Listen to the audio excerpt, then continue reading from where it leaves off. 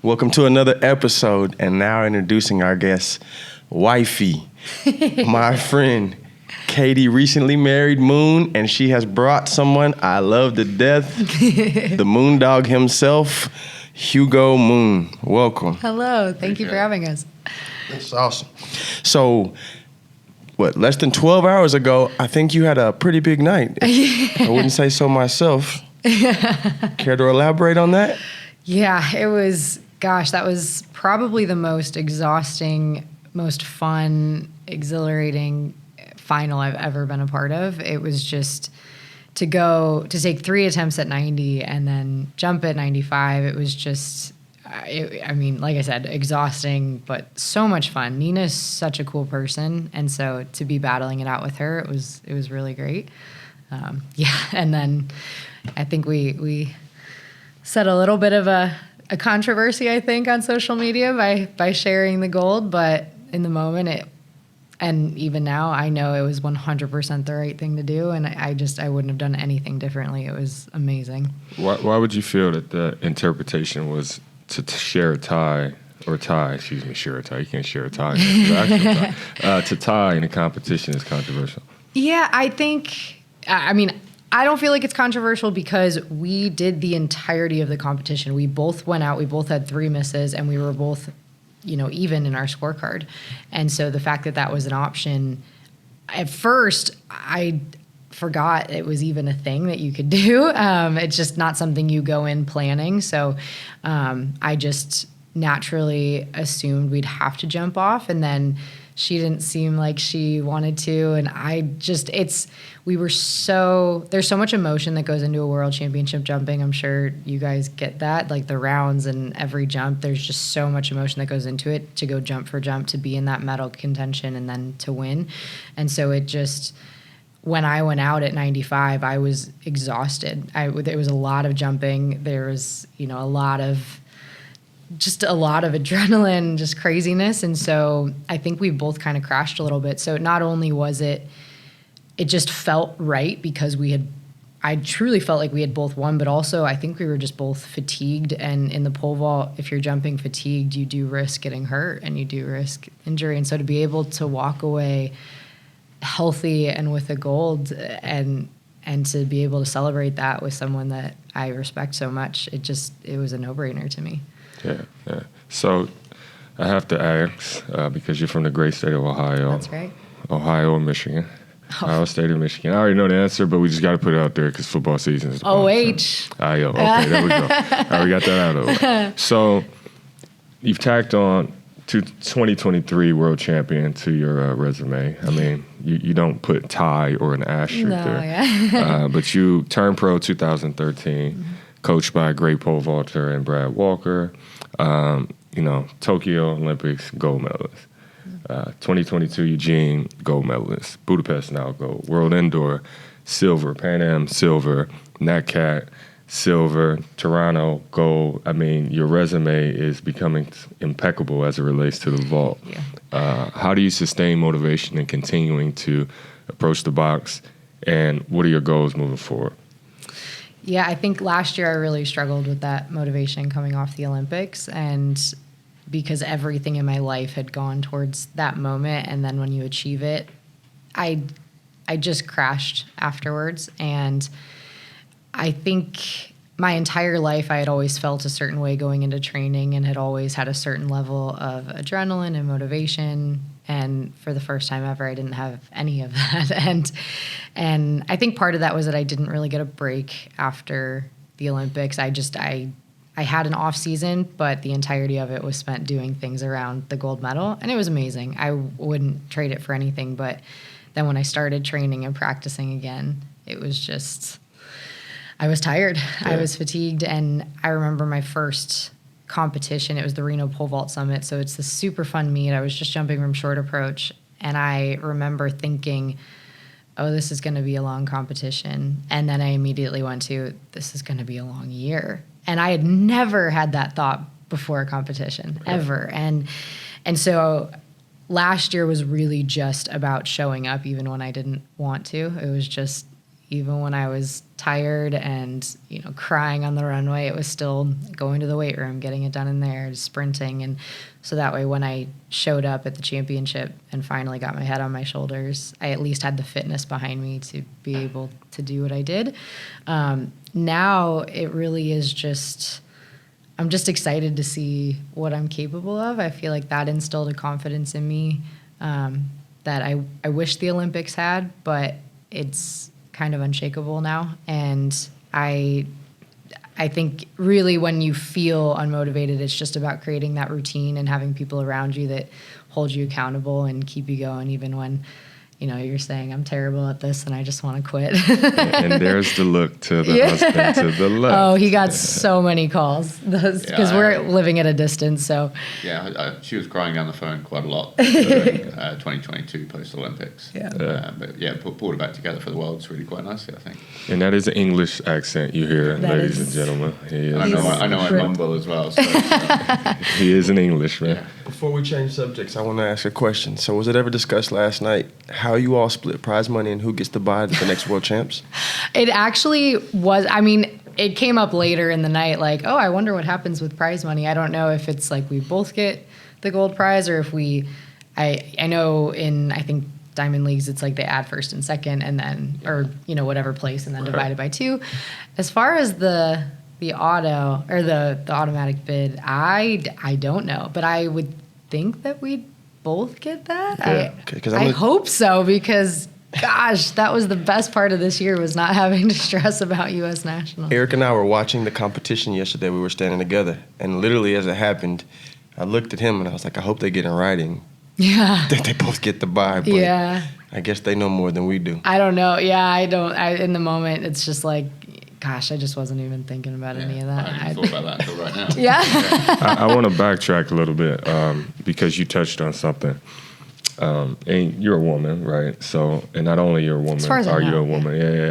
Right. You're a great athlete, but you spoke about sustaining motivation a little bit, right? Mm-hmm. And we both know that the vertical jumps are excruciatingly painful on the mental. Yes. And so you've managed to raise the bar literally as it relates to the event. But how do you go through periods and stages of growth mentally when you faced with the adversities that you're faced with? Like you touched on adversity a little bit, but you didn't really touch on how you overcame. Like you said, okay, I have my husband obviously, and it was an emotional thing for me. Yeah. But there are tools that others probably need, and would love to hear how world champion, Olympic gold medalist, continues to raise the bar in her life, both figuratively and literally. So. Yeah. I think something that when I came to work with Brad, the main thing that he taught me was just how to think and focus on the runway and how to execute. And so even when I'm doubting myself, even when I'm really hyped up on adrenaline, it's just channeling the thoughts. And a big part of that, channeling those thoughts, was I did speak with a sports psychiatrist last year. And just when I was really feeling down and questioning myself and just being able to say, I'm struggling and have someone say it's okay was huge. I'd always leave those sessions just feeling a lot better. And it wasn't an immediate fix. It took the whole year. And like I said, it really was just continuing to show up and try to do what I could. It's there. Unfortunately, there's not one thing that I could say changed everything, but I'm just lucky I had a good support system around me. And I had said to myself, maybe this is just how it feels when you're done. Like I'm 30, at the time I was 31, and I won the biggest thing you could win. Like maybe this is just how it feels when you're ready to hang it up. And I kind of had to deal with myself that if I couldn't muster it up for U.S. champs to make the team in Eugene, because the dream is competing for your country for a world champs or an Olympics. And so if I couldn't make that happen then, and if I couldn't muster it up for worlds, then that was my sign. That was how I knew. So thankfully I still had it somewhere in me. So 5 meters has grown all it's going to grow, right? And you're still going through periods and stages of growth. Is Definitely. that something that is obtainable too? definitely. Yeah. I mean, even now as an athlete, I'm still learning so much about myself and learning things in competitions. Like, for example, yesterday, I in high pressure situations, I actually I think my body kind of like fatigues itself a little bit. And then it worries me because I get nervous that I'm not feeling sharp and on and super great. But it's just in that moment, it was like, no, this has happened before. You just jump for jump. You don't need to feel great until you're literally on the runway, and you have ways of dealing with that and overcoming that. And so it just, each meet I feel like I'm continuing to learn something about me and grow in the sport. The 5 meters is an interesting one, I think, Yeah. because it's quite fun watching it chop it up with Brad right before a meet, because there's kind of 2 conversations running concurrently. One about like how to manage the competition itself versus all the other athletes, and then one thinking, well, actually the competition almost doesn't matter if we go and jump X number, and like 5 meters is obviously the one that's being thrown around at the moment, and then maybe even beyond that as well. But it's fun watching them kind of manage both goals in tandem. And yesterday you kind of saw a little bit of that when I passed 75, which was a risk. And it was funny because in that moment, it's a big pass. And, 475 to 480 is 2 inches. It's the tiniest little bit in the pole vault world. But, you say the difference between 475 and 480 in a vaulter's mind just feels bigger. And I went over to Brad, and he really wanted me to pass because we knew several girls were going to be clearing 75. That was not going to be the bar that was going to medal, but it's still big. And he said to me, "You've earned this pass. Yeah. Like, you earned this." Like, and in that moment, it was like, trust yourself, trust him, trust your equipment, like trust everything. And he was right. So And she missed at 75. I did. Yeah, and she missed at 75. So, I did at 80. I missed at 80. No, I mean Nina missed at 75. She missed at 75, passed, where I passed, and so it was. Yeah, I think a lot of the girls were starting to miss, and as they started missing, I looked over at him like, "Did we just make the right call?" I had a feeling they were gonna come around and make it, but like you see girls starting to miss at 75, and you have this fear of like, "Am I gonna be the only one in at 80? And if I make it, I win, and if I don't, I'm out." Like so there's a lot of stress that goes into that passing, but it's what keeps it exciting.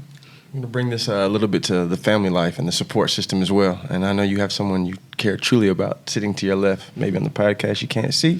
Hopefully soon you will.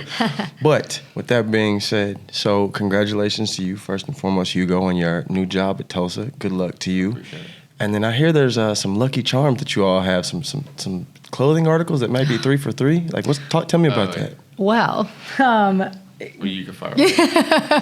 so at the Olympics, obviously my family was back home celebrating, and they watched at a local dive bar, and I knew they were making these cool T-shirts. Well, part of our relationship, it just started as kind of an inside joke and just became a thing, is he just would find the most unflattering pictures of myself and blow them up like huge and put them as a screensaver on my TV that I don't know how to change it, or like on his T-shirt at the Olympics. And he's also wearing these ridiculous American Eagle flag shorts and socks. And he lost the T-shirt for this championships, but he wore I think it. She's hidden it. I absolutely did not. At this point, it is good luck. So I just accepted what it is. But yeah, he wore that for Tokyo and last year in Eugene. And then it was funny because as we hung out before I competed in Eugene, and I'm like, wait, don't you have a Team USA shirt? Because at that point he was just wearing some random T-shirt. He's like, oh, I got something, don't worry. And then he shows up and he's in that T-shirt. I'm like, I'm so sorry I asked. I walked into the stadium whilst they're warming up, and Katie very loudly exclaimed, "Oh no!" And all the other bolters just looked around and saw her big face just wearing a T-shirt. But it's good luck. Well, and it's funny because I've gotten some messages from some women that are like, how dare he take that moment from you with such an unflattering picture? I'm like, okay, you don't have to emphasize how unflattering it is. I already know. But also, he wouldn't be doing this if it really bothered me. Like, this is like, for me, the banter and the way that we can joke with each other is what makes our relationship so great. And just we poke fun at each other, and I love that.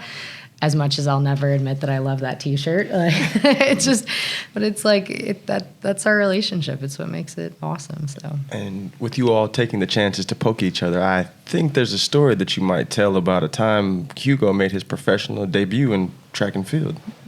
Do you want to share that one? I suppose I could. Yeah, it was during COVID, and sort of Atlanta Track League. We're trying to do loads of local meets. American Track League. Sorry, yeah, in Atlanta, but just keep people running and sort of hitting like certain benchmarks they had to for contracts.